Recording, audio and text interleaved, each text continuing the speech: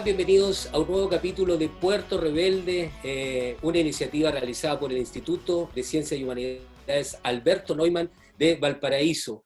En una semana muy compleja, hoy día el epicentro del coronavirus está en Latinoamérica, y para hablar de eso y sobre también cómo esta crisis sanitaria afecta el tema de la educación y el rol que tienen las universidades públicas en Chile, vamos a comenzar inmediatamente este panel con la presencia de Luciano Concheiro, subsecretario de Educación Superior del Estado de México. Bienvenido, Luciano, a Puerto Rebelde. Los saludamos a la distancia. Usted está en Ciudad de México. Así es. Un fuerte abrazo y muchos cariños al pueblo chileno, que nos es tan próximo. Gracias, subsecretario. Camila Vallejo, también ahí la vemos, diputada de la República. Camila, bienvenida también a Puerto Rebelde. Muchas gracias, Danilo, por la invitación. Saludar a Luciano, a Aldo Valle y a los que nos están escuchando.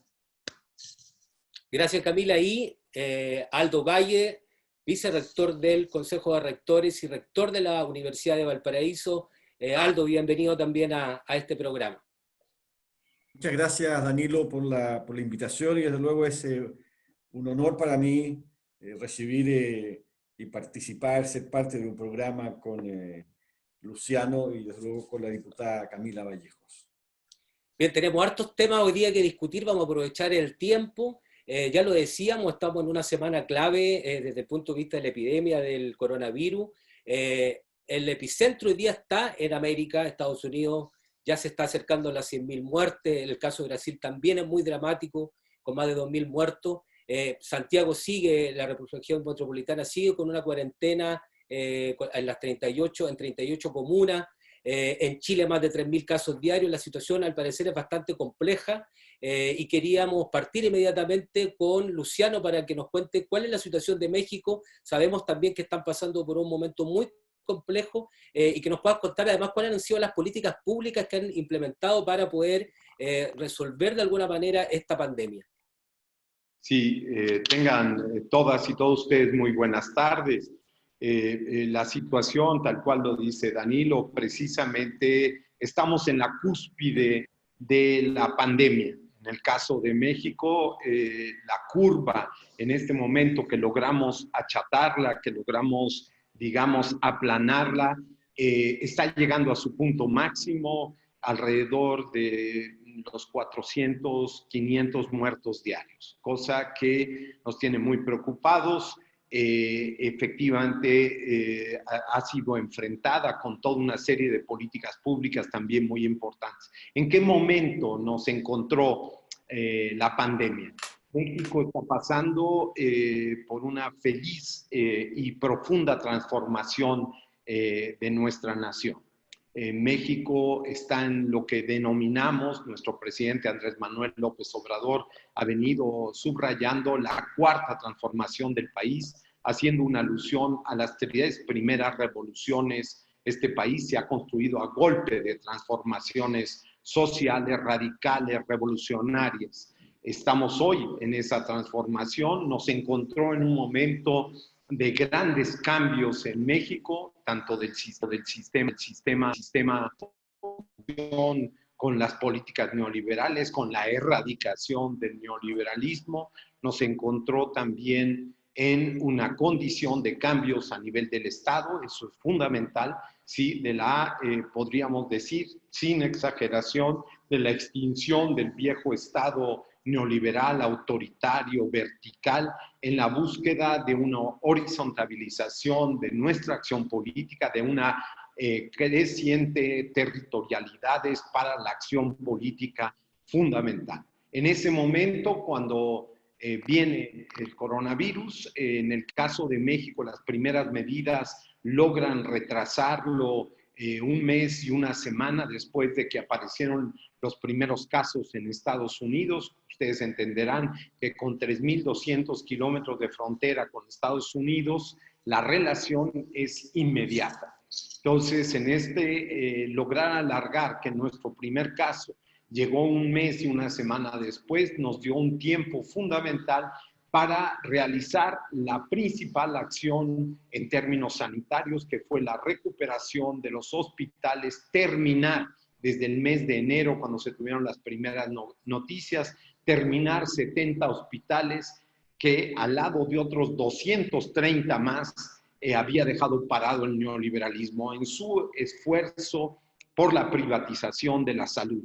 Entonces, el primer elemento que tuvimos que enfrentar fue una salud privatizada, una salud polarizada y podríamos decir una acción estatal de abierta necropolítica. Esto es decidiendo quién vive, quién muere, quién tiene condiciones de salud y quién no las tiene. Hoy estamos ante un cambio radical de nuestro sistema sanitario, estamos recuperando, se generó un Instituto Nacional para la Salud Pública fundamental y hemos ido enfrentando las cosas de forma tal que se ha logrado tener las camas con ventiladores y las camas en general para la pandemia en el orden de entre el 60 y el 70%. Ese es nuestra, digamos, espacio que necesitamos para que no se nos convierta en algo inmanejable y que nos coloque en la condición de decidir quién vive o quién muere, porque ese era el punto central. La segunda fue que logramos aplanar, insisto en este sentido, o sea, allanar la gran subida que estaba teniendo en un principio la pandemia, y esto fue gracias a la organización social. Y quiero decir ello porque la gran tentación que existe en estos momentos de utilizar un Estado autoritario, de militarizar toda la acción, podríamos decir, pública, se logró transformar esa idea que cundió en el mundo entero y para nosotros era fundamental seguir desarrollando una defensa de la sociedad y particularmente frente a la pandemia de orden político democrático, y eso puede parecer increíble que yo lo ligue, pero para nosotros es clave. Aquí, ¿cómo responde la sociedad? Entonces, empezamos con una gran campaña de educación que le ha molestado poderosamente a los negacionistas que tenemos adentro, particularmente en las televisoras y en otros medios de comunicación, les ha molestado, con un presidente que todas las mañanas, temprano, muy temprano, tiene gabinete de seguridad a las 5 de la mañana y después, alrededor de las 7 de la mañana, empieza lo que le llamamos aquí la mañanera. Esto es la información a la gente de todo aquello que le interesa, sí, y para que la gente se apropie de la política, ¿no? Y que pueda participar en ella. Ese segundo giro a cargo del subsecretario, particularmente López-Gatell, y del secretario Alcocer de Salud, nos permitió generar una confianza enorme. Ustedes todos los días a las 7 de la noche en México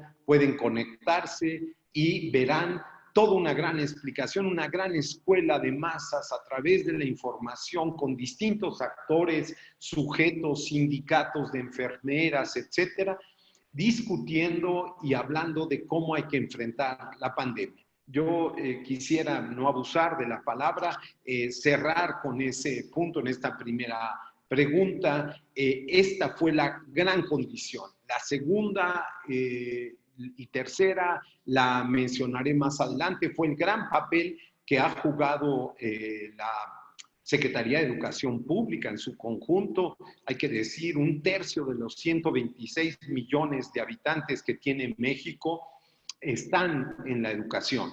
Y por tanto, parar y detener y pasar a la sana distancia, al confinamiento y a la sana distancia, representó uno de los grandes esfuerzos organizados, pero además también con una fuerte vocación de las instituciones de educación superior a favor de la población, en combinación con el Estado, las autoridades sanitarias y con las autoridades educativas, jugando un papel muy especial, del cual ya hablaremos, las instituciones de educación superior. Y ahora estamos en el semáforo rojo general, pero tenemos alrededor de 1/5 de los municipios, una quinta parte de los municipios del país que ya están en semáforo verde. Entonces estamos en el máximo para las ciudades y para ciertos estados del país, sí, y en algunas hemos pasado en un sistema de semáforos a las otras condiciones ya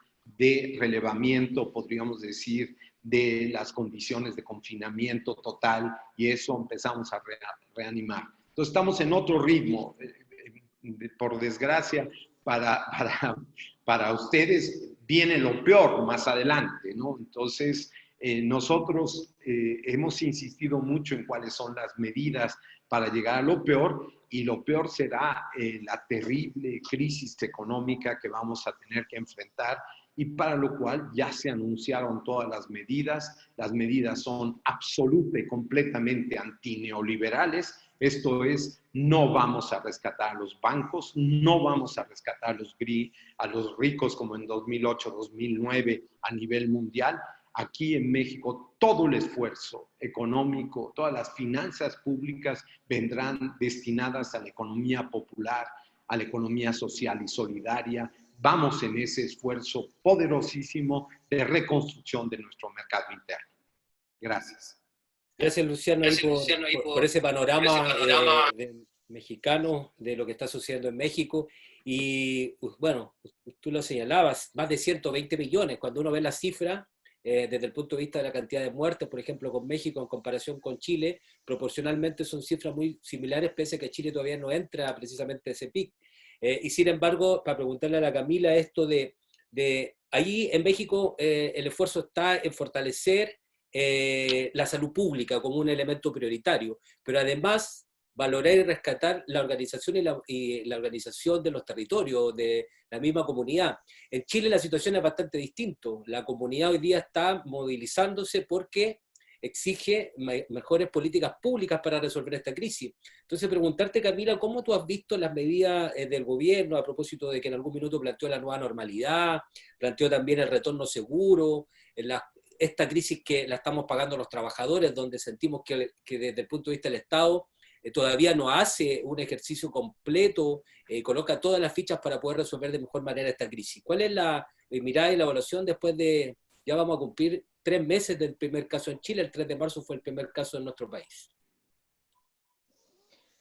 Mira, lo primero que creo que corresponde señalar es que evidentemente las realidades de los países de Latinoamérica son muy distintas, y si nos miramos y si nos comparamos con las realidades de los otros países del mundo, bueno, de Asia, de Europa, obviamente aún más las diferencias. Y si uno mira a lo menos en tamaño, por ejemplo, Chile respecto a México, obviamente que abordar la crisis sanitaria para un país con el nivel de población que tiene México debe ser una cuestión mucho más compleja que para nuestro país.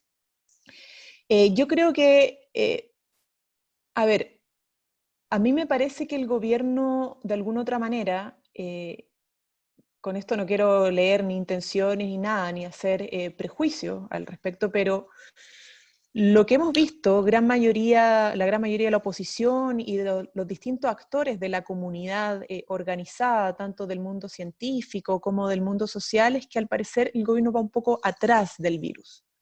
O sea, se presenta una situación y hay una especie de reacción y no de prevención de futuros escenarios. Entonces hemos tenido en ese sentido una especie de actuar errático. El primer ejemplo era que el gobierno decía que estaba todo controlado cuando llegase el coronavirus a Chile, estaban bastante preparados. Cuestión que evidentemente era imposible que se estuviese absolutamente preparado para recibirlo. Entonces hacer esa afirmación, claro, para generar un poco de tranquilidad, pero no se ajustaba suficientemente a la realidad. Luego, la negación de cerrar las escuelas.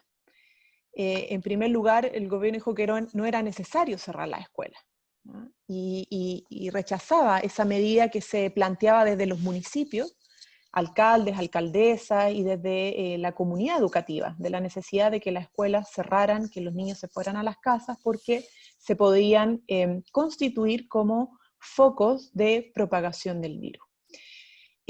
Pensando además que los niños y las niñas y los adolescentes no le afecta tanto como a los mayores de edad, ¿cierto?, el COVID-19, pero son perfectos vectores de transmisión.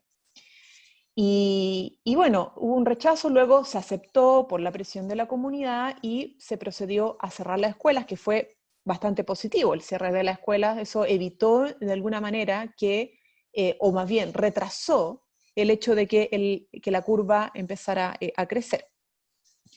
Pero también hemos visto la negativa de las cuarentenas totales. El ministro de la autoridad sanitaria, el ministro de Salud, señaló que era imposible aplicar cuarentena, que era un despropósito. Cuarentenas totales, digo a nivel comunal o incluso regional. Y ahora estamos con cuarentenas obligatorias a nivel comunal, incluso en la región metropolitana, porque era evidente que eso tenía que suceder. El problema es que llega tarde. Llega tarde porque la cuarentena, las medidas, ¿cierto?, extremas como las cuarentenas obligatorias son medidas para prevenir el alza de los contagios, ¿ya? Pero han sido aplicadas en este último tiempo después de que el contagio se disparara. Entonces, claro, luego de que se dispara, uno con las cuarentenas logra frenar un poco y que la curva no siga creciendo tanto, pero aún así ya es posterior a un aumento en el nivel de los contagios.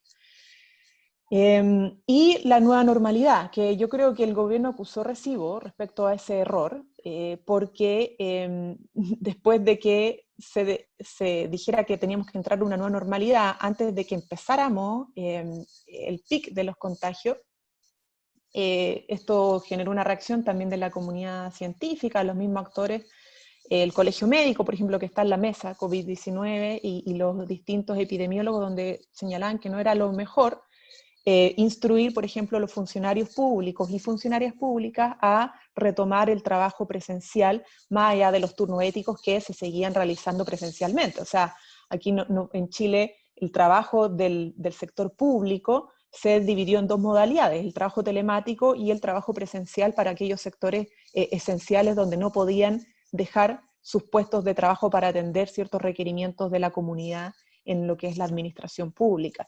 Pero se instruyó a un retorno más allá de eso, del trabajo presencial, y obviamente eso fue un error porque el rechazo no solamente de los funcionarios y funcionarias públicas, sino que también de la comunidad científica caló en el Ejecutivo, e incluso tuvieron que retroceder, por ejemplo, en aquellas decisiones a nivel local, producto de la recomendación de gobierno de reabrir el comercio. O sea, vimos un alcalde un día abriendo el comercio, abriendo un mall, y al otro día teniendo que cerrarlo porque se dispararon los contagios, cuestión que todos sabíamos que iba a pasar, sobre todo por tratar de normalizar un espacio que es de alta confluencia ciudadana. Entonces, yo creo que el gran problema es que el gobierno va un poco detrás del coronavirus, va detrás del virus y no se adelanta y prevé escenario. Ahora, la situación es crítica, todos sabíamos que ha entrado el periodo más helado, nosotros estamos pronto, ya vamos a entrar en invierno, hasta agosto vamos a estar en una situación donde las enfermedades respiratorias en nuestro país crecen, y por lo tanto el copamiento de las camas, el de los pabellones para enfermedades respiratorias destinadas principalmente al COVID-19, están ya en su máximo nivel y probablemente se están haciendo las gestiones para reabrir más espacios y ocupar otros lugares para habilitar camas en este sentido.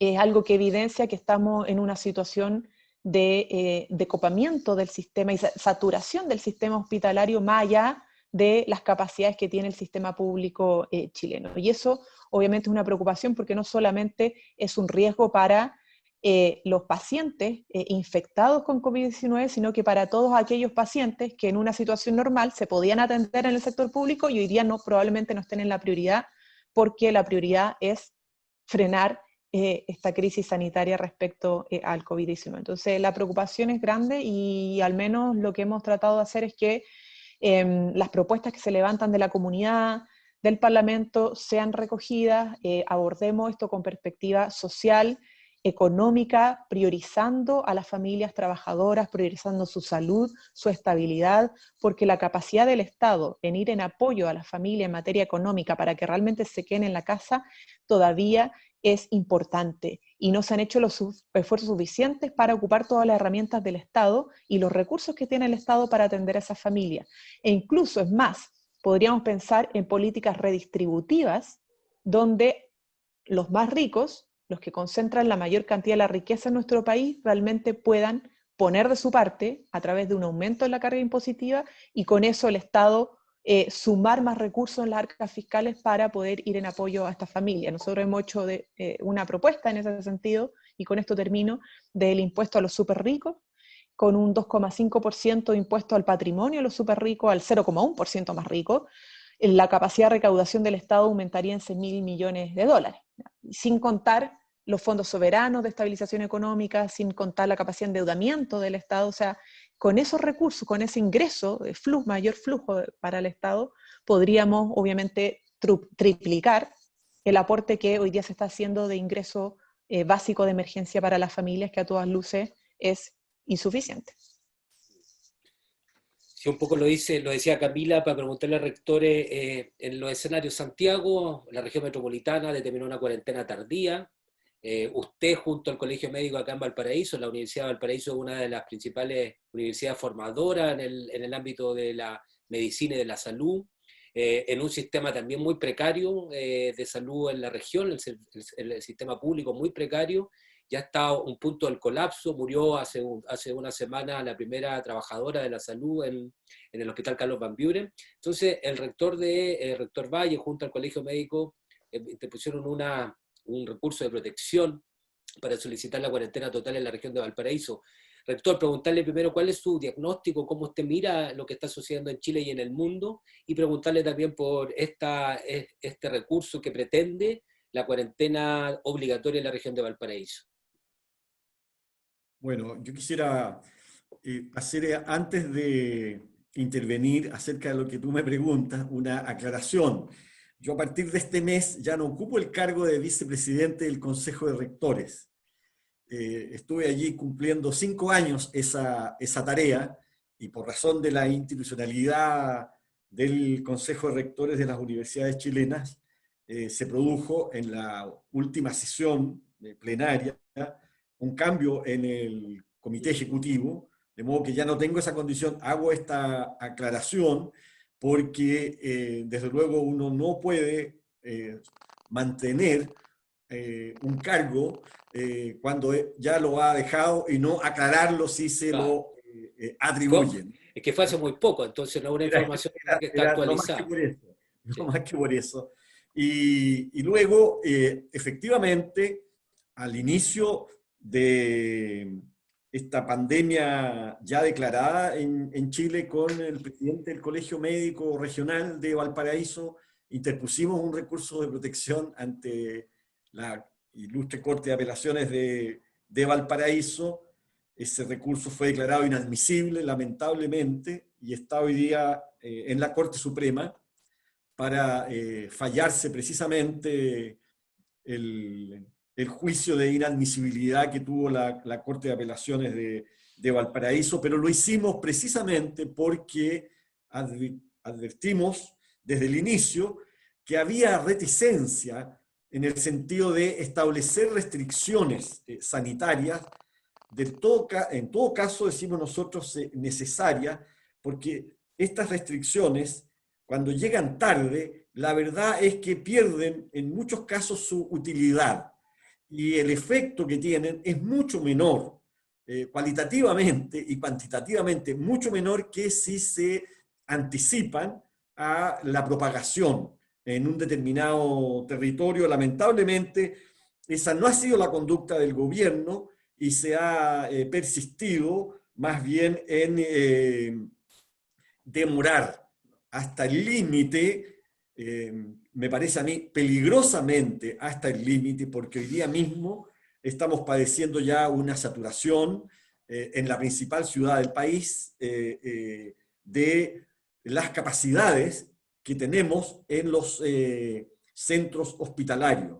Y obviamente eso importa una responsabilidad de parte del gobierno, porque tal vez no sea el momento, ¿no?, de estar llamando, digamos, a que se hagan efectivas estas responsabilidades por lo dramático que vive el país, pero es evidente que allí no ha habido la conducta que Chile necesitaba.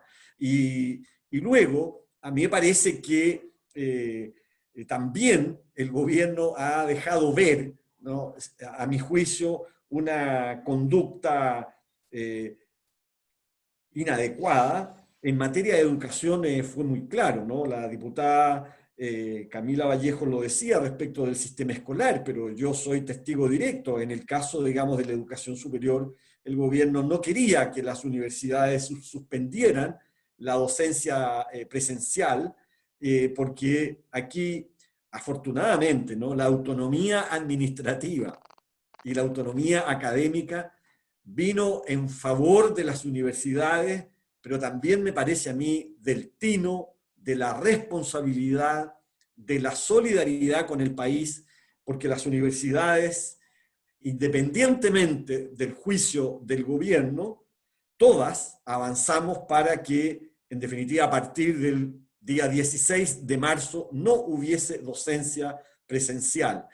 Eso ha significado descomprimir, ¿no?, la confluencia de personas en el transporte público, desde luego en todos los recintos educacionales. Yo quiero también recordar que fueron los alcaldes, en su calidad de sostenedores de los establecimientos educacionales, los que, en definitiva, determinaron que se pusiera término a la docencia presencial en los colegios. No fue una decisión del gobierno, claramente. No lo fue en educación superior, no lo fue en el sistema escolar. Y, sin embargo, obviamente, por razón de nuestro ordenamiento jurídico, el gobierno ha tenido que respetar esta decisión. Tenemos una invitada muy linda, yo no quiero dejar de saludarla, que saludó ahí a Camila, y no puede ser... Vino a saludar y se fue. Un saludo, ¿no? Me parece que todos queremos dirigirle un saludo.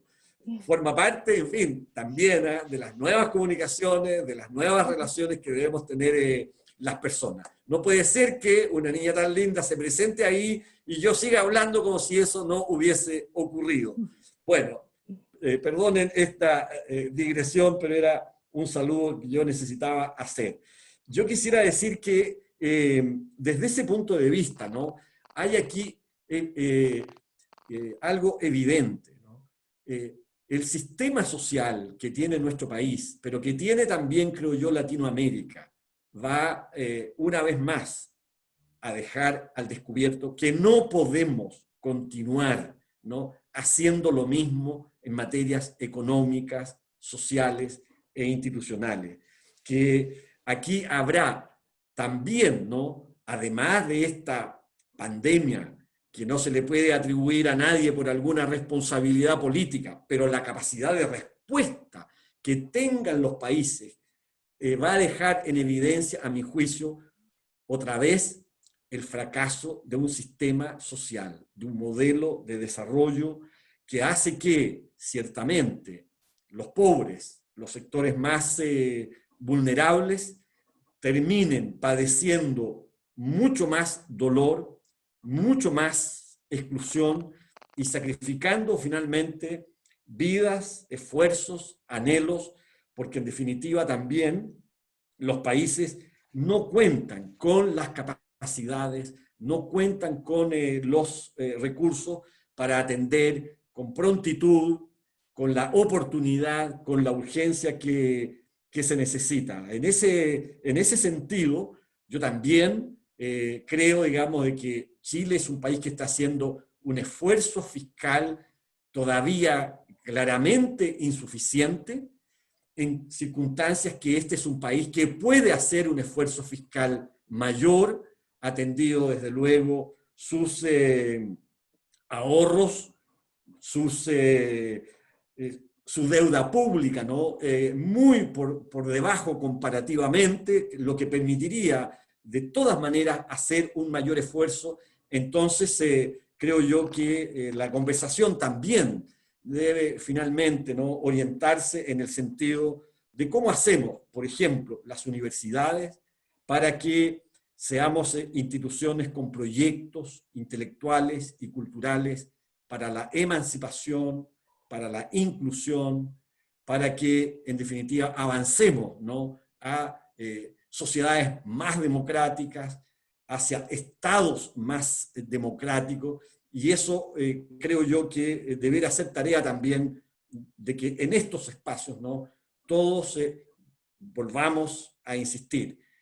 En Chile se necesita un cambio constitucional urgente, un cambio significativo y desde luego un gran esfuerzo por redistribuir la riqueza que es apropiada, me parece a mí, al márgenes de los estándares de la decencia que debe tener, que debe cultivar toda sociedad que declara ciertos principios, pero que luego tiene leyes para que se defrauden y traicionen esos principios.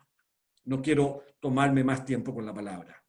Sí, gracias, rector. Usted un poco lo dice, esta crisis que venía del 18 de octubre, que dejó en evidencia las grandes desigualdades que tiene Chile en distintas materias, educacionales, salud, vivienda, etcétera, pero que además esta pandemia viene a acrecentar esa crisis sanitaria, económica y social, que no solamente en Chile, sino que en el mundo.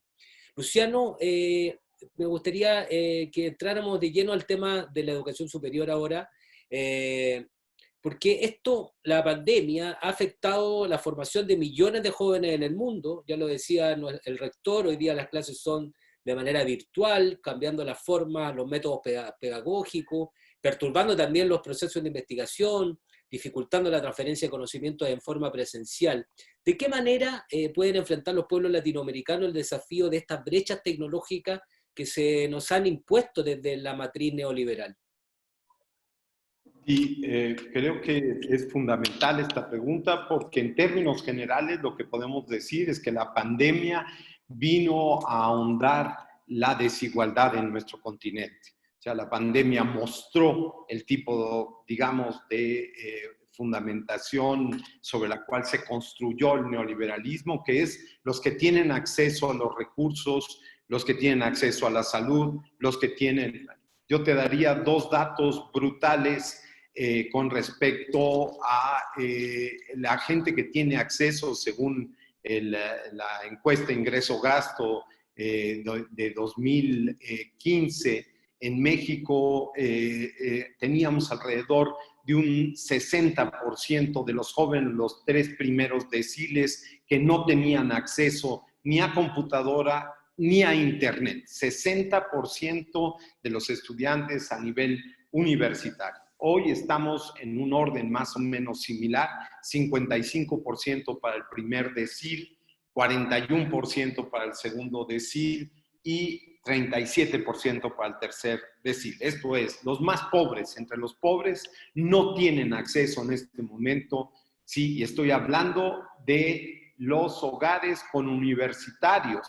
Si yo hablara de los hogares de la gente de educación media superior, el orden está alrededor del 70% promedio del acceso. Entonces, es una falacia que hayamos entrado al mundo de las comunicaciones y eso, perdón, más allá del teléfono celular y de algunos de estos elementos, al no contarse con los datos básicos en el teléfono para poderse comunicar, lo que hay que reconocer es que estamos ante una condición de incremento de las desigualdades.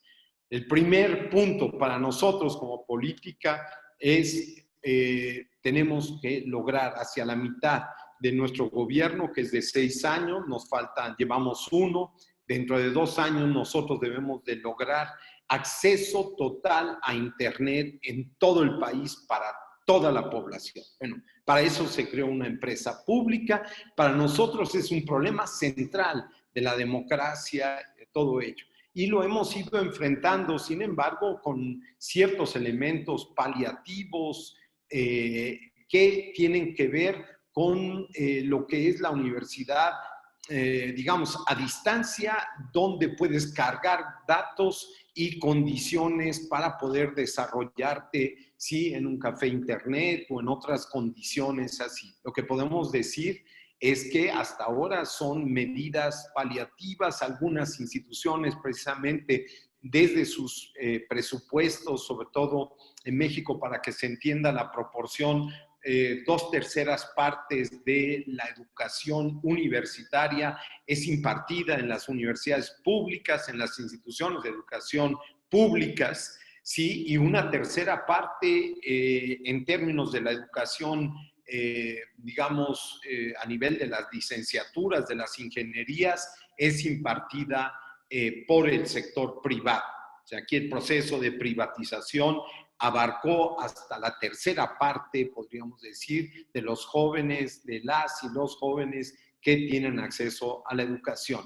Pero lo más dramático es que también en las universidades particulares tienen el mismo problema. O sea, aquí la diferenciación social, la polarización en un país que recibimos después del neoliberalismo, donde más de la mitad de la población está por debajo del nivel básico de sobrevivencia, ¿sí? Que está en la pobreza, y en la pobreza extrema, cerca del 26% del conjunto de la población. Disculpen, esto nos habla de unas dimensiones dramáticas y donde solo tienen acceso de los jóvenes en edad de ir a las instituciones de educación superior. Fíjense lo dramático, en México solo el 42% tiene acceso a la educación superior. O sea, lo que estamos enfrentando es una condición de un rezago general, de una condición de pobreza impresionante y de pobreza que puede y se está empezando a medir precisamente en acceso a los medios electrónicos y todo ello. Entonces, los esfuerzos otros paliativos que hemos logrado impulsar básicamente tienen que ver con un acceso a la televisión en educación básica y en educación secundaria y aún media superior. Se logró el 74% de los hogares tienen una televisión, con el problema de que no hay una interacción a través de los medios televisivos, o es muy complicada la interacción. Entonces, hasta ahora avanzamos en esa perspectiva, pero enfrentamos un serio problema también de tener acceso a esto. Para nosotros es, podríamos decir, de un orden democrático fundamental lograr esta cuestión, pero esa es la condición real. Nosotros no podemos ir con mentiras a la población de que hoy nos trasladamos. Hay que decirlo en términos de las instituciones de educación superior, lograron en muy poco tiempo trasladar el sistema presencial a un sistema, digamos, abierto y a distancia. Son dos cosas distintas ahí en la dinámica que hemos logrado, pero la efectividad del mismo, el cómo lograr avanzar con los jóvenes y todo esto, ha enfrentado en confinamiento una dificultad enorme, ¿sí? Enorme. Y frente a ello, todas las medidas que hemos estado implementando, cuando además en México de los 126 millones de habitantes, aproximadamente 23 millones son, digamos, indígenas en México, son de los pueblos originarios, tenemos el otro elemento fundamental, que es la transformación de todos estos sistemas a las lenguas originarias en México. México, por constitución, no tiene más una lengua que nos unifique, sino somos un país que nos reconocemos plurilingüe. Después de la India somos el segundo país con mayor diversidad, digamos, lingüística del mundo, y en esta perspectiva para nosotros es fundamental. Entonces, las sacudidas, sí, perdón por enfrentarlo de esta manera, hacia lo que era todo un sistema que nos habían hecho creer que iba avanzando en términos técnicos, que iba avanzando en términos de un acceso general. Hoy lo que podemos decir es que es completamente falso y que a pesar de los esfuerzos, hoy enfrentamos una dificultad profunda. A mí, sin embargo, sí me gustaría decir un término que sobre todo el Consejo Nacional de Ciencia y Tecnología y varios funcionarios de nuestro gobierno en esta perspectiva del acceso a Internet y el acceso también a medios electrónicos para la comunicación y para el trabajo, han venido hablando de una sociedad 5.0 necesaria para la revolución 4.0. O sea, en este juego de palabras y de que estamos en la cuarta transformación en el país, necesitamos una sociedad 5.0 que controle, dirija, etcétera. Porque como la ministra de Educación Básica y Media en España, diríamos que es insustituible lo presencial, que la humanidad se comunica, y la humanización de este proceso frente a la deshumanización que nos cargó la pandemia, es insustituible nuestro contacto directo, nuestro trabajo. Entonces, sistemas mixtos, toda otra serie de cosas. Yo me voy a permitir mandarte todo el balance sobre esta parte porque creo que es muy importante, pero agotaría aquí todo el tiempo para que ustedes puedan ver la serie de medidas que, como bien dice Aldo, nuestro querido rector, la autonomía vino a jugar aquí a favor. Y como el gobierno, desde que entramos y en particular desde mi responsabilidad, se fincó en desplegar y apoyar el desarrollo autónomo de la autonomía en el sentido originario de Córdoba, Argentina, pues de hace un poco más de 100 años, que la autonomía es la conexión con la sociedad. Hay que decir aquí un punto clave y con esto cierro, que es la relación de las instituciones de educación superior en términos solidarios con las comunidades que lo rodean. Y aquí la fuerza, cómo se empezó a utilizar la migración y el trabajo hacia la sociedad para permitir mayor conectividad, para dar libre acceso, etcétera, ha sido muy importante y no hubo una primera directriz al respecto. Empezó a suceder y nos está sucediendo, espero concretarlo en estos días, con varias universidades del sur de Estados Unidos en brindarnos el acceso a banda ancha y todo, porque se los permite la legislación norteamericana. No tienen que preguntar para apoyar a hospitales y a universidades si de este lado de la frontera. No olviden ustedes que hay 80 millones de habitantes que viven en la frontera de México con Estados Unidos, de un lado y del otro. O sea, ese es un país y ese país está reaccionando también en este sentido.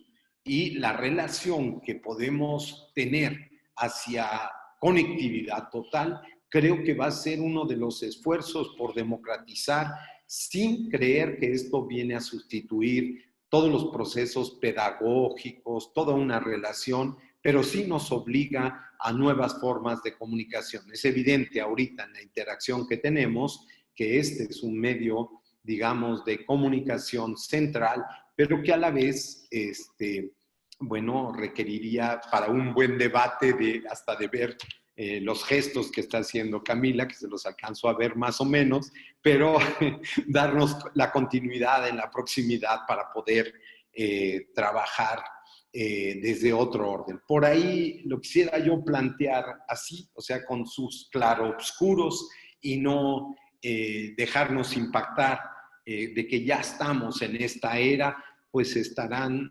algunos en esta era. Aquí en México hay que reconocer que nos falta mucho para ello, pero que hoy se nos ha impuesto como uno de los elementos claves en la transición democrática de nuestro país. Lo que quiere decir, como planteó nuestro presidente, ni la salud ni la educación son más una mercancía en este país. Entiéndalo quien tenga que entenderlo.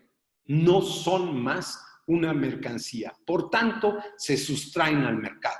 Y por tanto, el tema del acceso a la información, del acceso a los medios de comunicación, el acceso a la educación a distancia, abierta, etcétera, es un problema que hay que sacar del mercado. Esa es, perdón, la conclusión central. Ya se imaginarán las reacciones que hay sobre este esfuerzo de democratizar en su conjunto a nuestro país. Gracias. Sí, tremenda tarea, Luciano, ahí del Estado mexicano hoy día de recuperar y terminar con todos estos enclaves neoliberales.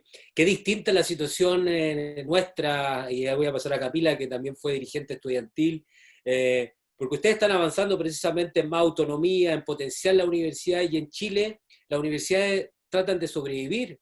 Después lo vamos a conversar con el rector de la Universidad de Valparaíso, pero en el caso de Valparaíso, la Universidad de Playa Ancha también.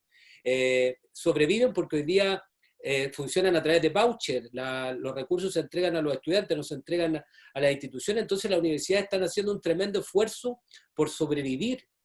Sobre todo las universidades regionales, como lo señalaba la Universidad de Valparaíso y la Universidad de Playa Ancha, acá en la zona. Camila, preguntarte desde ese lugar, desde tu condición ahora como diputada, que también se han impulsado varios proyectos, ¿cómo ves la situación de las universidades en un escenario tan distinto a lo que nos plantea Luciano? ¿Cómo hacemos también para que la universidad vuelva en una crisis? Porque hoy día el Estado dice, no hay recursos, los recursos se van a colocar en salud, por lo tanto la educación hoy día no es una prioridad para este gobierno. ¿Cómo hacemos para sostener la universidad y la educación pública en general?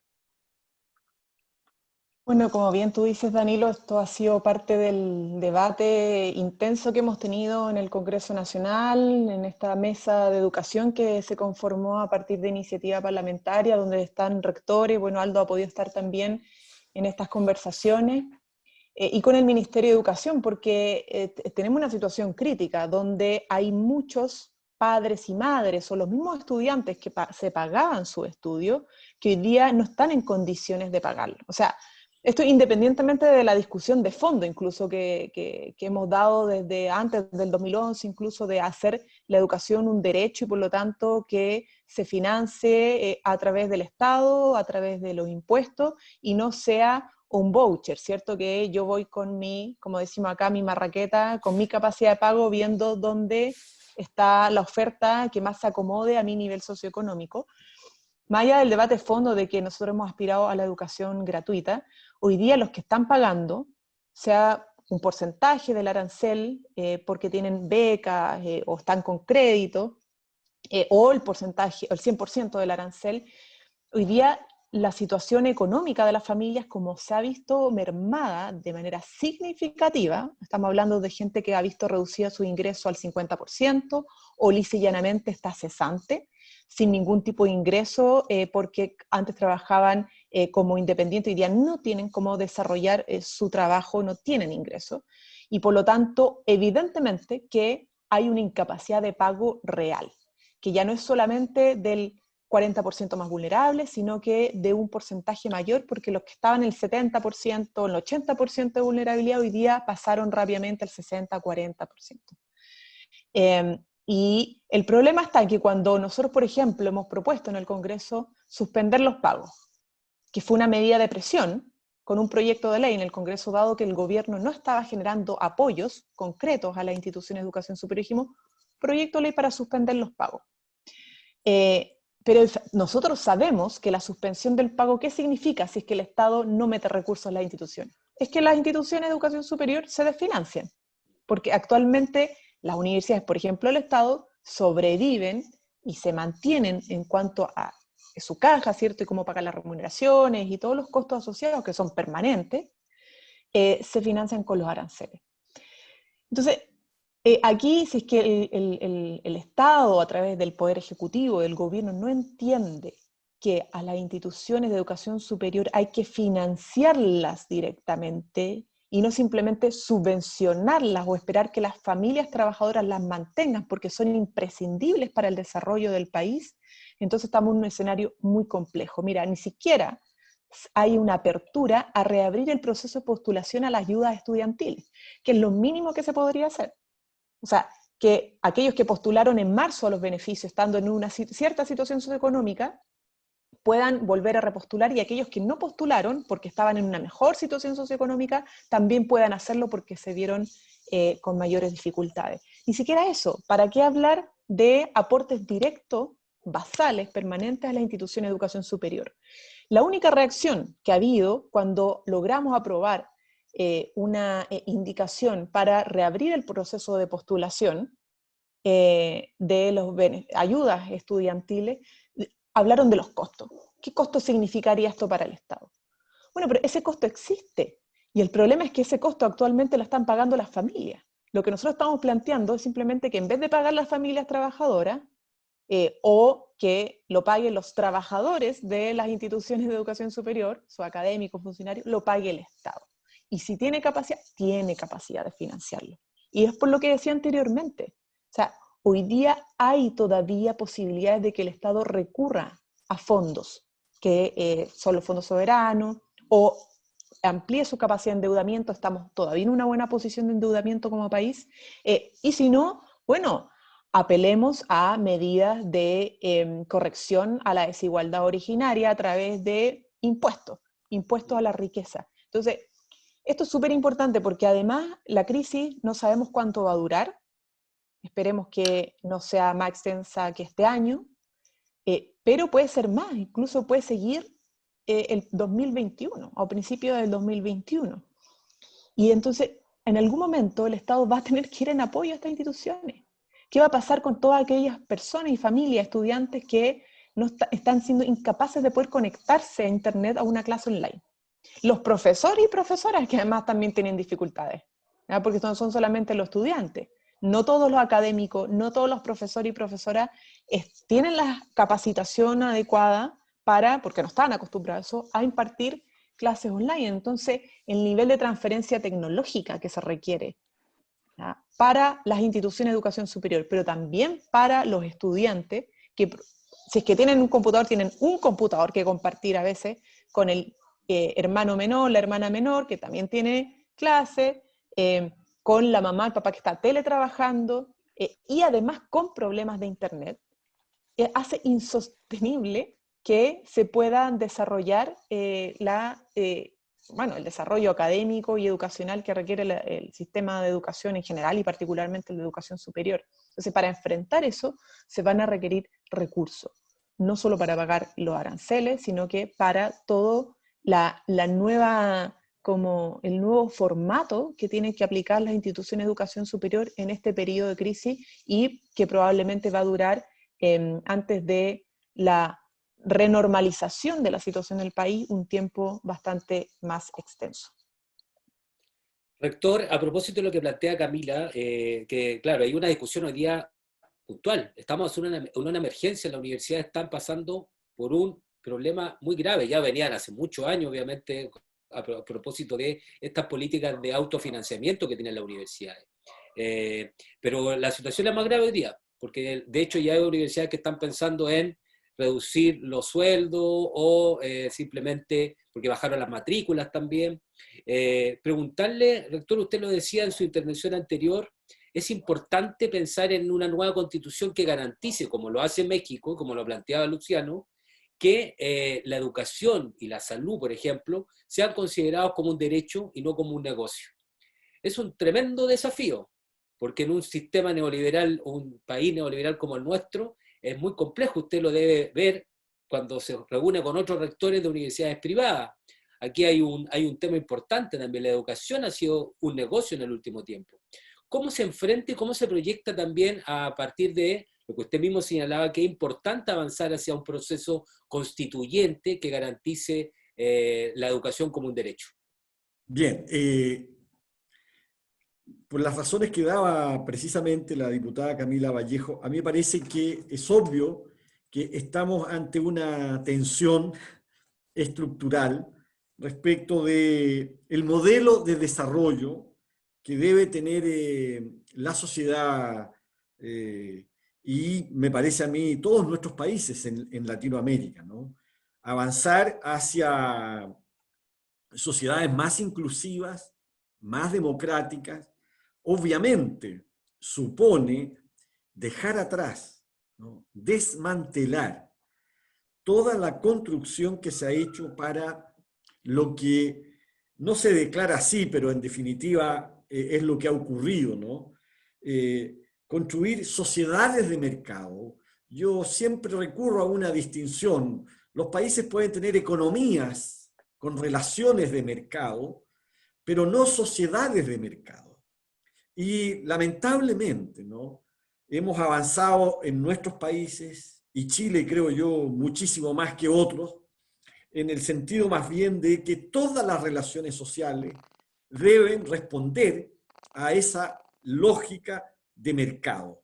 Y claro, desde esa perspectiva no existen los bienes públicos de acceso universal. Y la educación y la salud, desde luego, deben ser, yo celebro por lo mismo la declaración del señor presidente de México, en el sentido de que ni la salud ni la educación pueden ser tratadas como mercancías que dependen finalmente de la capacidad de pago que tengan las personas. Por razones de humanidad, pero también de evidencia social. Estos proyectos de profundización del neoliberalismo no han dado las respuestas que se esperaba por quienes en su momento tuvieron esa convicción intelectual, en el sentido de que mediante esa vía nuestros países iban a alcanzar el crecimiento, el desarrollo económico, las personas iban a ser autovalentes, las familias iban a depender menos del Estado. Lo cierto es que hoy día nos encontramos en todos nuestros países con segmentos mayoritarios, ¿no?, de la población que no pueden valerse por sí mismos en esas economías de mercado. Y en consecuencia, insisto, por razones de humanidad y de evidencia social, ¿no?, es evidente que tenemos que hacer un cambio. Y ese cambio en Chile obviamente debe quedar reflejado en una nueva constitución política. El principio de subsidiariedad del Estado, que en definitiva ha sido más bien el principio de que el Estado abandone a las personas, especialmente a quienes pueden o deben vivir de su trabajo y no rentabilizan solo su capital. Lo cierto es que la gran mayoría de la sociedad queda finalmente al margen de estas sociedades de mercado. Y entonces yo creo que las universidades, ¿no?, deben también tomar en sus manos ser y promover proyectos culturales e intelectuales que en definitiva sean también la contraparte, ¿no?, en el debate intelectual y cultural de todos esos poderes corporativos y fácticos que día a día trabajan por conservar el statu quo, ¿no?, que en definitiva forman parte, ¿no?, de ese antagonismo, de esa disputa que hay en la sociedad y que hacen que hoy día, lamentablemente, todavía no haya una hegemonía en las tecnocracias que hacen que finalmente las políticas públicas, que es lo que ha pasado en Chile durante los últimos 40 años, ¿no?, las políticas públicas no respondan a los intereses de las mayorías. Entonces, necesitamos que en la constitución política del Estado quede reflejado no un Estado subsidiario, sino un Estado comprometido, responsable, garante de que las personas puedan efectivamente acceder a las condiciones materiales, a las condiciones sociales que les permitan decidir sobre sus planes de vida. Porque si no, no nos digan que estamos construyendo sociedades libres, porque no estamos en eso. Estamos más bien haciendo que la mayoría de las personas tengan una gran dependencia, no del Estado, sino que de intereses privados, de poderes fácticos que ahogan la libertad, que aplastan a las personas. Entonces, solo sociedades democráticas, con estados desarrollados, solo de esa manera vamos a avanzar en el camino de sociedades más libres en el mejor sentido de la palabra, es decir, de sociedades más humanas que le permitan a las personas efectivamente decidir por sí mismas, con autonomía sobre sus planes de vida. Esos eran los grandes ideales del liberalismo cuando emergió en Occidente como una corriente de pensamiento. Todo eso es traicionado día a día por estas economías de mercado, y aunque en el lenguaje no figure así, lo cierto es que nuestras sociedades no son más libres, para la mayoría son más bien oprobiosas. Eso es, Danilo. Sí, lo bueno, rector, que a partir de la crisis del 18 de octubre, esta hegemonía del sistema neoliberal empezó a ser crisis y la ciudadanía también empezó a entender que el camino tiene que ser otro. Por eso que nos vamos, después que termine esta crisis, aunque la derecha no lo quiera, tendremos un plebiscito que permita avanzar hacia una nueva constitución. Y ese es como que es un buen norte que tiene el pueblo y la ciudadanía chilena para seguir avanzando en eso. Para las reflexiones finales, ya vamos terminando el programa porque se nos ha pasado rápido. Luciano, subsecretario de Educación Superior de México, del Estado de México, a quien agradecemos su tiempo por acompañarnos en este programa. Quiero entregarle alguna consigna, Luciano, acerca de que algo, lo que decía Tilio Borón, igual se ha dicho en el panel un poco, esta crisis hegemónica del sistema neoliberal. Ustedes lo están llevando en la praxis. Están haciendo esta cuarta revolución que ustedes señalaban. En ese contexto, las opiniones y reflexiones finales, Luciano. Perdón, muchísimas gracias por lo que aquí aprendimos entre todos. Este diálogo realmente yo lo saludo. Quisiera empezar diciendo que el COVID-19 nos colocó en un confinamiento mundial. ¿Sí? Nos enfrentó a una crisis de un sistema económico brutalmente digamos, agresivo contra la mayoría de la población, concentrador del ingreso, etcétera, etcétera. Pero quizá nos está enfrentando a algo más fuerte. Está en crisis la civilización occidental tal cual la conocemos, ¿sí? En términos ambientales es obvia la conexión, ¿sí?, del coronavirus de hoy día con la problemática ambiental, pero también en cómo lo estamos enfrentando, en las condiciones que lo estamos enfrentando. Sería muy largo decir que ocupamos el triste primer lugar en el mundo en obesidad infantil, nuestro país. Y es producto de lo que comen los niños, que son los productos de las transnacionales, ¿sí? En México ocupamos también el tristemente primer lugar, ¿sí?, en obesidad de adultos, compitiendo en ese primer lugar por momentos y por años con Estados Unidos. O sea, ¿de qué estamos hablando? Fíjense de cómo, a qué nos enfrentamos en México. Sí, o cambiamos, pero no cambiaremos solos. Y eso es uno de los elementos que el movimiento indígena en 1991-92, después en 94 fuertemente en México con el movimiento zapatista, nos llevaron en una línea que hoy el movimiento estudiantil de nueva cuenta nos llama la atención poderosamente a lo largo y ancho de nuestro continente en el surgimiento de un nuevo internacionalismo.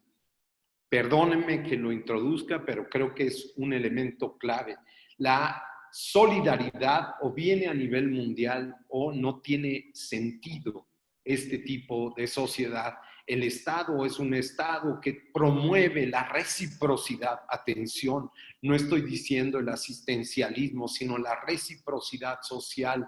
Promueve un Estado ampliado donde las instituciones de educación superior, la educación en general, jugamos un papel central o no estamos efectivamente enfrentando lo que hoy nos pone de frente esta pandemia.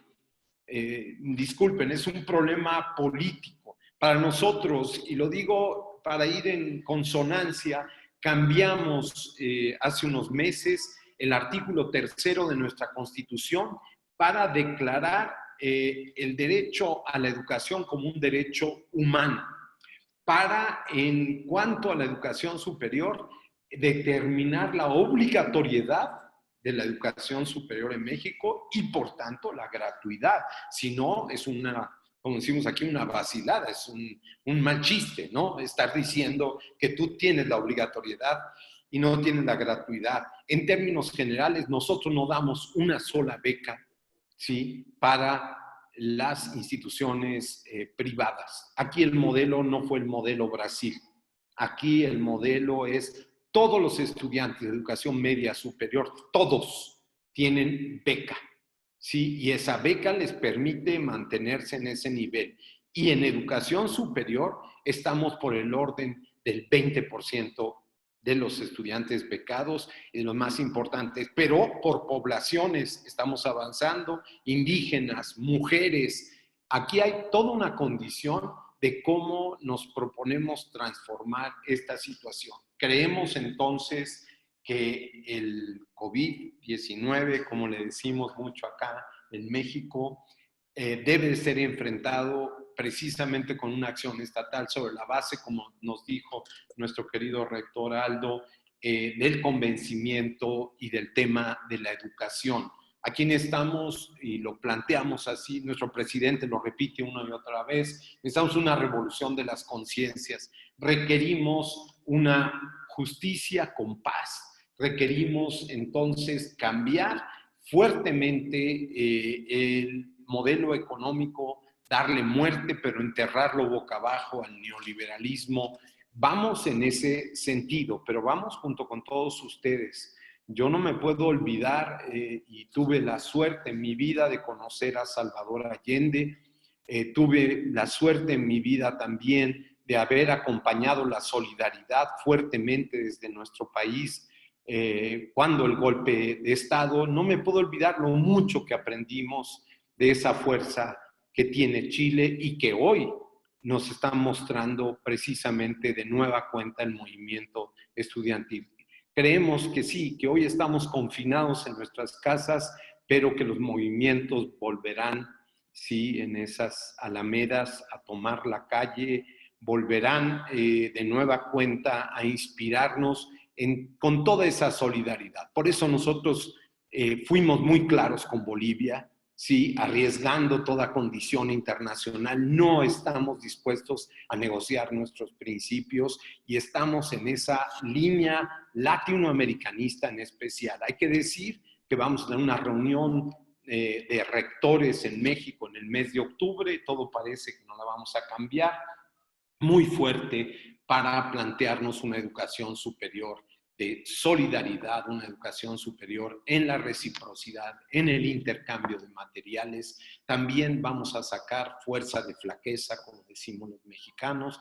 Vamos a sacar mucha fuerza para transformar no solamente nuestra realidad. No podemos ir solos, tenemos que ir juntos, tenemos que ir otra vez le llamamos aquí internacionalización solidaria a nivel de la educación superior. Está nuestra Ley General de Educación Superior, que se encuentra en este momento a debate ya en las cámaras. Sí, una ley que traerá consigo precisamente este sentido de la gratuidad, de la obligatoriedad, pero sobre todo de una universidad que, como lo planteaba digamos, el movimiento estudiantil de Córdoba, la autonomía es nuestro compromiso con la sociedad. Hoy creemos que más que nunca esta vuelta, esta conciencia, no solamente para nuestros reclamos particulares, sino para construir un sentido general, un sentido que tenga que ver con la humanidad, con una civilización muy otra, como dirían en Chiapas.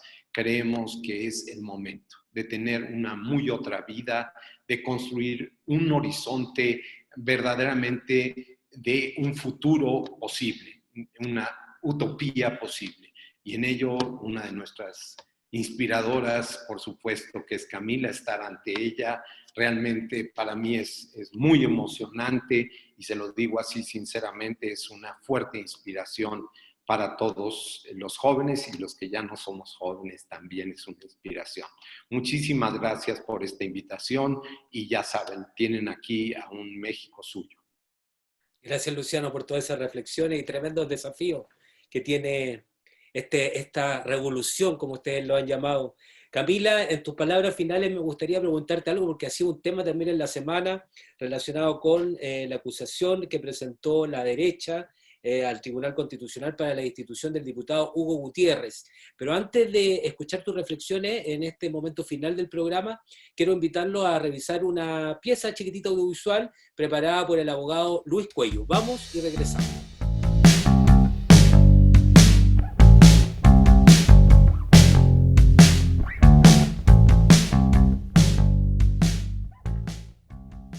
No hay grandes logros sin una gran lucha. Es una de las frases publicadas en Twitter por el diputado Hugo Gutiérrez, que es usada como argumento para intentar su destitución. Esto grafica el propósito del requerimiento de parlamentarios oficialistas ante el Tribunal Constitucional: despojar a una autoridad electa popularmente de su mandato por su opinión política.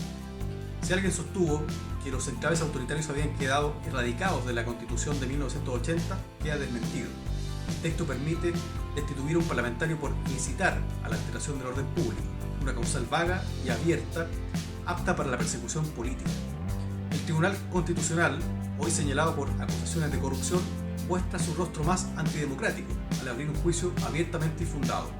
Pero el proceso constituyente puede traer consigo la extinción de un órgano que se ha erigido en la guardia pretoriana de la Constitución de Pinochet.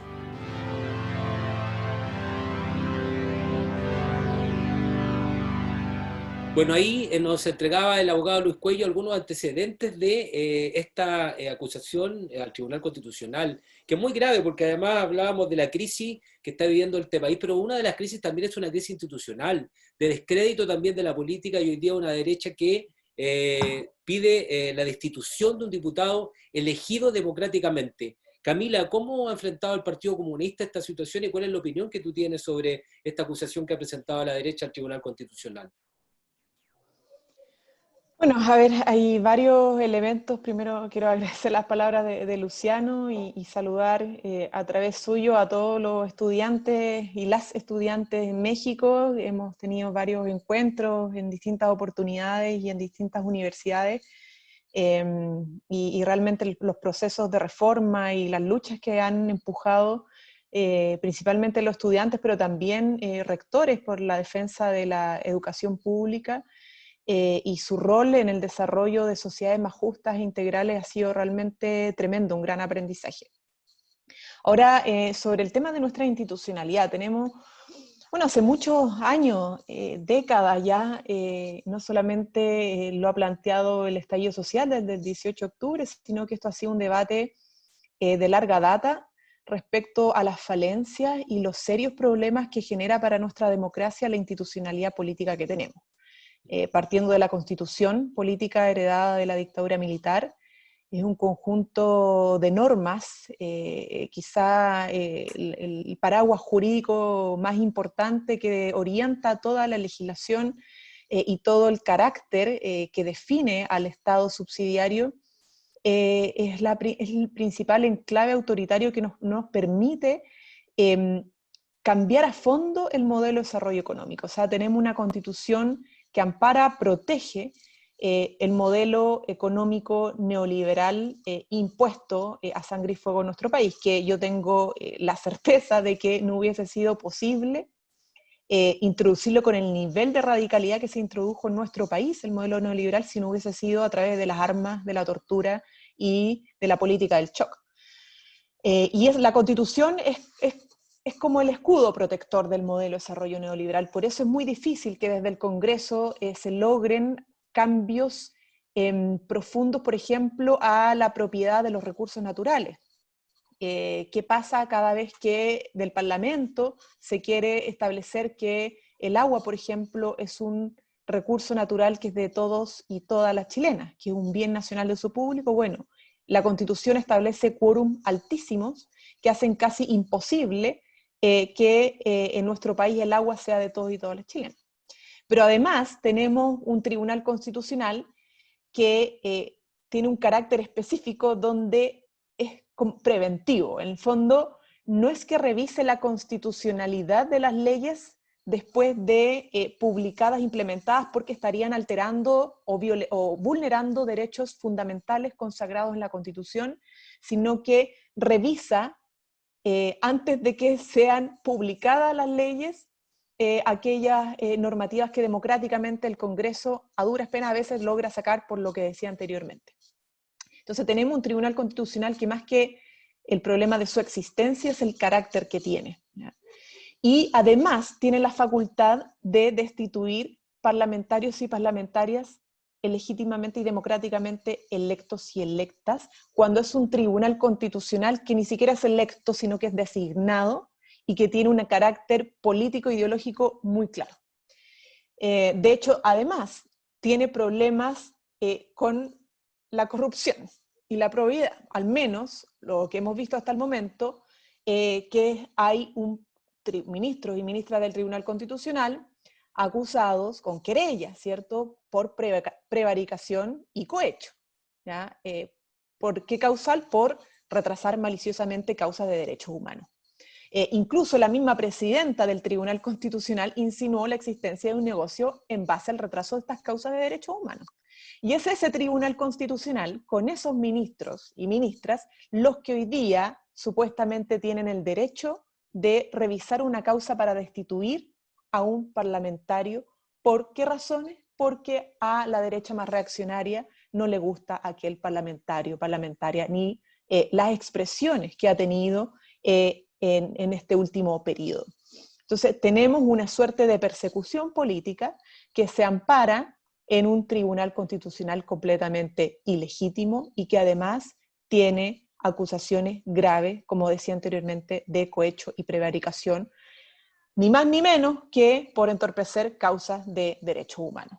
Entonces, estamos en una situación bien complicada. Si es que esto, o sea, si se termina destituyendo un parlamentario de la República por su pensamiento, no por corrupción ni nada por el estilo, no porque haya cometido algún delito, sino que más bien por su pensamiento y sus expresiones, entonces estaríamos generando un precedente muy complejo, muy grave para ya la débil democracia que tenemos en nuestro país. Porque después de esto no va a ser solamente Hugo Gutiérrez, sino que pueden ser otros y otras parlamentarias que no sean del gusto de los poderes hegemónicos y particularmente de la derecha más reaccionaria y conservadora de nuestro país. Sí, importante lo que planteas tú, Camila, interesante el análisis también para poder entender y comprender esta, como se la ha llamado, esta tercera cámara del Tribunal Constitucional. De hecho, parte de las propuestas que están en la calle también plantean, porque ya lo hizo en algún minuto, en temas relevantes como el tema del derecho al aborto, otros temas también que se han pronunciado en contra de las propias opiniones de la ciudadanía y del movimiento social. Entonces es muy grave lo que está sucediendo. Y estaremos atentos igual a lo que vaya sucediendo. El caso continúa, esta solicitud de la derecha de destitución del diputado Hugo Gutiérrez ante el Tribunal Constitucional. Y para ir cerrando, rector Aldo Valle, rector de la Universidad de Valparaíso, algunas reflexiones finales en este desafío enorme que tienen hoy día las universidades de subsistir, por lo menos las universidades regionales, están en grave peligro hoy día. ¿Cómo se hace para subsistir, pero además cómo se hace para también repensar la universidad? Esta crisis también nos lleva a un lugar para repensar las disciplinas, cómo las disciplinas del conocimiento hoy día se ponen al servicio de los territorios, de las comunidades, el rol de la universidad y también cómo se proyecta el futuro en la universidad, sobre todo universidades regionales y públicas como la Universidad de Valparaíso y sumo también mi alma mater, la Universidad de Playa Ancha. A mí me parece que las universidades deben, en primer lugar, hacer un esfuerzo hoy por sus estudiantes, particularmente por aquellos que, por razones de vulnerabilidad económica y social, se ven expuestos a este cambio, desde luego, abrupto que ha tenido la docencia.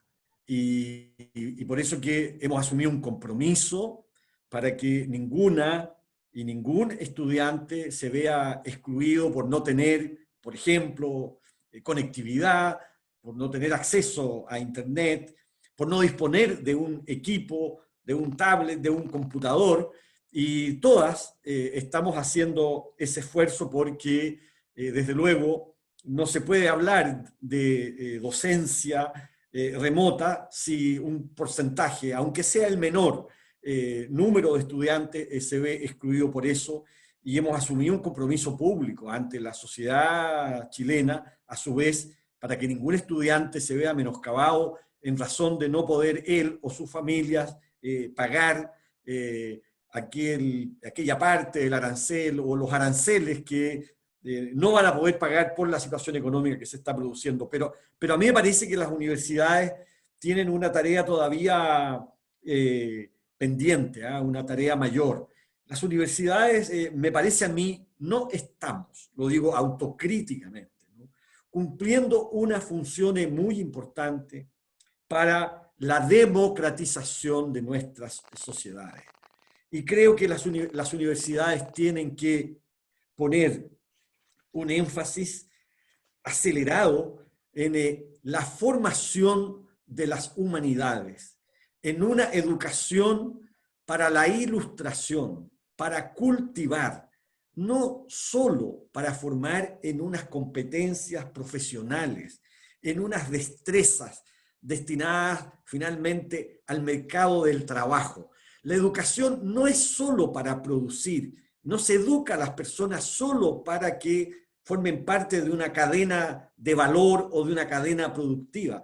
Las personas se educan, y todos debemos tener claro eso, también para convivir, para vivir y para emanciparse cada una de ellas, ¿no? Y pensar por sí mismas y tener sus propias decisiones para salir de esa minoría de edad en que permanentemente el poder quiere mantener a las personas. Y en eso, por lo mismo, yo creo que tenemos que hacer cambios desde el punto de vista metodológico y desde el punto de vista de los contenidos. Yo creo que, lo digo también autocríticamente, estamos aburriendo a los estudiantes, lateando a los estudiantes, perdiendo conexión con ellos, incapaces de ponernos también en contacto con esa otra subjetividad, y tal vez nosotros, ¿no?, distraídos, tal vez nosotros perdidos, digo los académicos, no precisamente los jóvenes, y en consecuencia aquí tiene que haber un cambio intelectual, cultural dentro de las comunidades académicas para que seamos agentes de la emancipación en el más amplio sentido de la palabra, para que las personas puedan decidir por sí mismas, para que no formen parte de esas caravanas homogéneas que produce la publicidad día a día, que quiere el dinero para vivir tranquilo. Tenemos que ser capaces de tener ciudadanos más activos. Las universidades tenemos que modificar nuestros planes de estudio. Tenemos que educar en la literatura universal. Tenemos que educar en los grandes momentos del pensamiento social e histórico. Todos los profesionales, todos quienes se forman en la universidad deben ser personas más cultivadas. Eso no lo estamos haciendo. Nos pasa a veces, y con esto termino, que tenemos algo así como los datos de cobertura y decimos que tantos profesionales, que tantos jóvenes hoy día pasan por la universidad. Eso se dice en Chile, pero dramáticamente, creo yo, tristemente, ocurre que si bien esos jóvenes pasan por la universidad me parece a mí a veces no pasa por ellos, y no pasa por mucho de ellos. Y entonces ese cambio cultural es fundamental, porque de otra manera seguimos contribuyendo a reproducir esa biopolítica que hace que finalmente las personas solo sirvan para ser parte de cadenas productivas de las que finalmente la sociedad no se apropia, porque se apropian un grupo menor y en definitiva no contribuimos a la democratización. Las universidades deben tener aquí su proyecto intelectual y cultural. Eso es, Danilo. Gracias, rector, por esas reflexiones finales. Interesantísimo el panel. da para un montón de otros temas. Queremos agradecer de manera muy especial, le mandamos un abrazo acá a la distancia a Luciano Concheiro, el subsecretario de Educación Superior de México. Muchas gracias por el tiempo, le mandamos un abrazo y le deseamos todo el éxito a usted y al presidente que está encabezando ahí esta cuarta revolución, como ustedes lo han determinado. Así que un abrazo muy grande a la distancia. Camila Vallejo, diputada de la República, Camila, todo también, que les vaya muy bien y que también a partir del Congreso también se construye esa oposición que se necesita para representar obviamente los intereses de muchos chilenos y chilenas que están hoy día en la calle exigiendo los cambios que Chile necesita. Y nuestro rector Aldo Valle de la Universidad de Valparaíso, rector, también abrazarlo y darle las gracias por acompañarnos en este capítulo de Puerto Rebelde, ideas y reflexiones en tiempos de crisis. Los abrazamos de acá a la distancia, desde este puerto querido, desde Valparaíso, y nos vemos en otra oportunidad. Chao, chao. Chao, muchas gracias. Saludos a todos y todas. Gracias. Luego. Chao, chao.